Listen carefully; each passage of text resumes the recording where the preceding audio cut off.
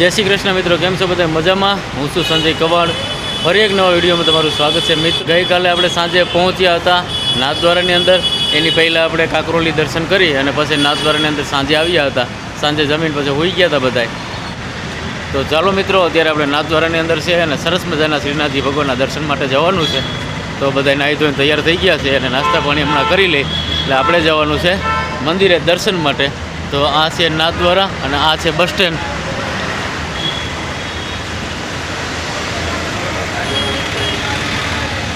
અહીંથી મંદિર છે 1.5 કિલોમીટર. અહીં 10-10 રૂપિયા ટિકિટ છે. અહીંથી રિક્ષા મળી જશે. અહીંથી જવાનું છે મંદિરે. અને આ છે બસ સ્ટેન્ડ. આ નિશાની યાદ રાખી લેજો. અહીંથી તમને 10-10 રૂપિયામાં રિક્ષા મળી જશે. તો આવી રીતે સકાળ રિક્ષા મળશે તમને 10-10 રૂપિયા ભાડું. અહીંથી 1-1.5 કિલોમીટર મંદિર છે બસ.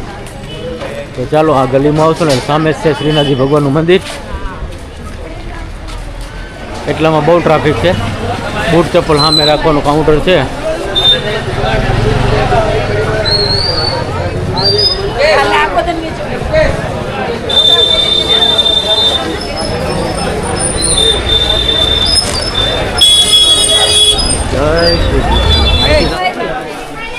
સુંદર મજાનો દરવાજો છે આ પ્રવેશ દ્વાર.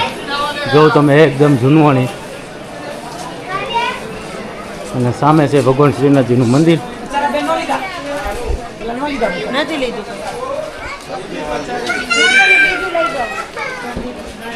તમને દર્શનમાં આગળથી આવવાનું આમ લાઈન થાય અને અહીંથી અંદર પ્રવેશ દ્વાર છે. આ છે મંદિર. તો અહીંયા ટાઈમ લખેલો છે મંગળા 5:45, શૃંગાર 7:30, ગ્વાલ 9:15, રાજભોગ 11:15. તો આવી રીતના દર્શન હોય. બપોર પછીના દર્શન અલગ હોય.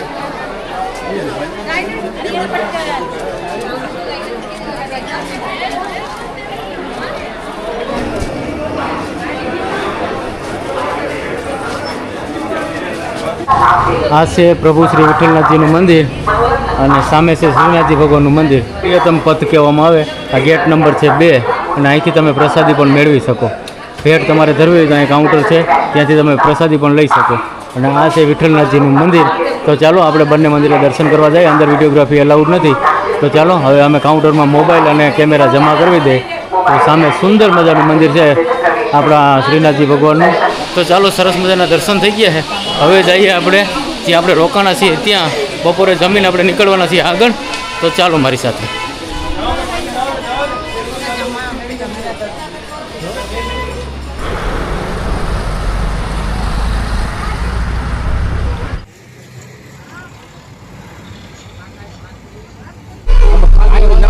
અત્યારે આપણે રાજસ્થાન ને ગુજરાતની બોર્ડર નજીક પહોંચ્યા છીએ કેસરિયાજી તરફ. અને અત્યારે વરસાદ ચાલુ થયો છે. આપણે નાથદ્વારાથી અત્યારે પહોંચી ગયા છીએ કેસરિયાજી. પાછળ છે આપણી બસ. બધા જાત્રાવાસીઓ જાય છે ઋષભદેવના દર્શન માટે. અને આ છે કેસરિયાજીનું બસ સ્ટેન્ડ. જૈન મંદિર છે અને સુંદર મજાનું મંદિર છે ઋષભદેવનું. તો ચાલો આપણે બધા સાથે મળી અને ઋષભદેવના દર્શન કરીએ. વિડીયોગ્રાફી તો અંદર અલાઉડ ન હોય, પણ સુંદર મજાના દર્શન અમે કરવા જવાના છીએ. અહીંયા છે બસ સ્ટેન્ડ. બસ સ્ટેન્ડની સામે જ રસ્તો જાય છે ઋષભદેવ મંદિર તરફ. તો આવી રીતના ગેટ આવશે જૂનું વાણી.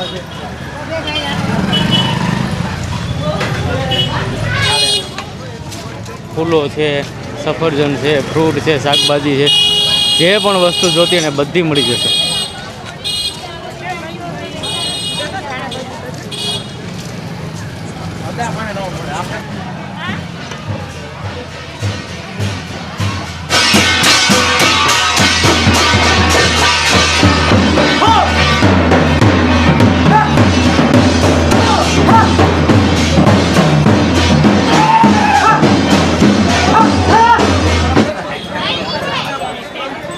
તો સામે છે ઋષભદેવનું મંદિર, સુંદર મજાનું. જય ઋષભદેવજી.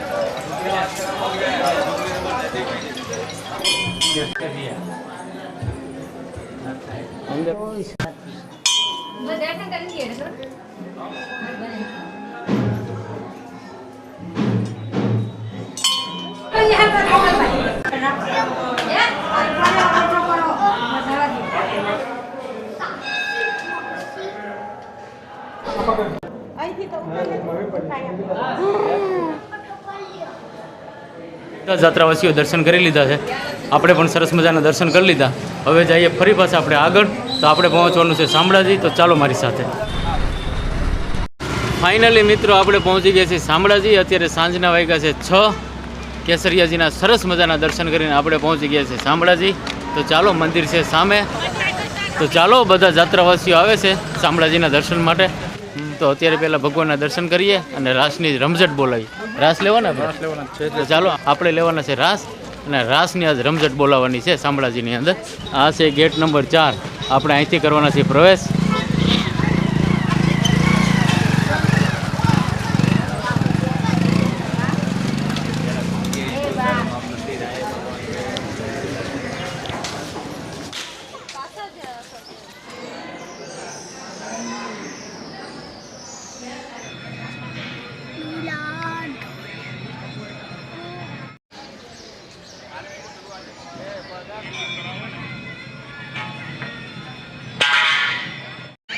સુંદર મજાના શામળાજીના દર્શન કરી લીધા છે.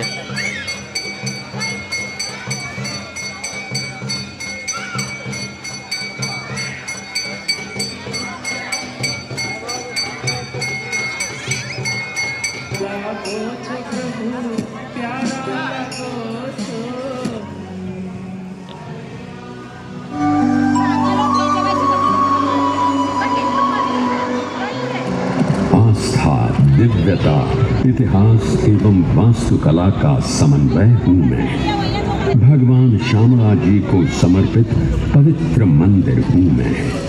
प्राचीन धर्म और अटूट भक्ति की कहानियाँ सुनाने मैं आज भी विद्यमान हूँ.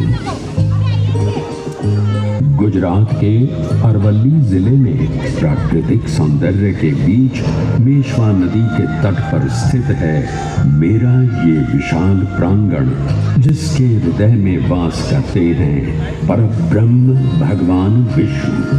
धूमधाम से मनाया जाता है. यहाँ हर वर्ष कार्तिक मास की पूर्णिमा पर प्रभु की आस्था में उजियारे का उत्सव मनाया जाता है और एक भव्य मेले का आयोजन होता है जो निरंतर 20 दिन तक चलता है. मारी हुंडी स्वीकारो महाराज रे, सावरा गिरधारी.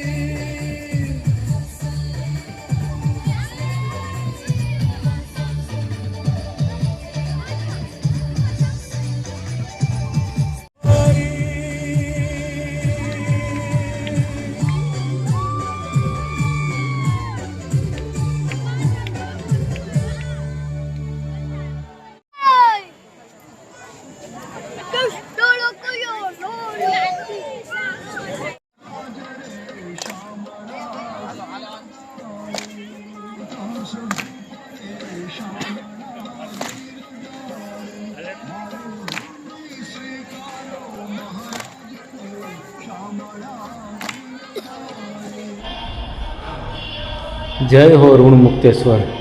સામે દેખાય છે શામળાજીનું મંદિર. ત્યાંથી થોડાક આગળ આવશો ને એટલે મેન વિશ્વા નદી છે, એ પુલ પાર કરીને આવશો ને એટલે શામળાજી આ ગામડું છે, અને અહીંયા આવશે ઋણ મુક્તેશ્વર મહાદેવનું મંદિર. તો સુંદર મજાના આપણે મહાદેવના દર્શન કર્યા. મિત્રો, આ વિડીયો આપણે અત્યારે અહીં પૂરો કરીએ. આવતીકાલે એક નવી સફર કરશું છેલ્લા દિવસની, તો એ પણ હું તમને જર્ની બતાવીશ. તો ચાલો આજનો વિડીયો અહીં પૂરો કરીએ. જય શામળાજી.